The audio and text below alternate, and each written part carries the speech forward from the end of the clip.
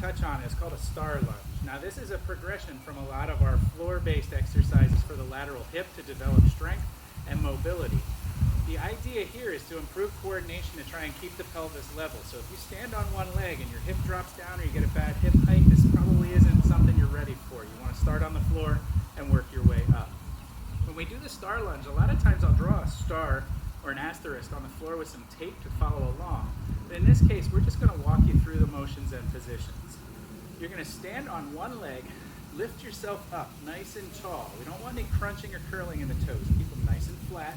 Keep the pelvis level, and then from there, the first movement will just simply be reaching one arm forward as the opposite leg goes back. So in this case, my left leg is going back, or right leg is going back, my left leg going forward. And push yourself at the end of the motion up nice and tall. As this gets easier, you might go with some diagonal planes. So you might choose to reach across the body, keeping the shoulders and hips square, and lift yourself up.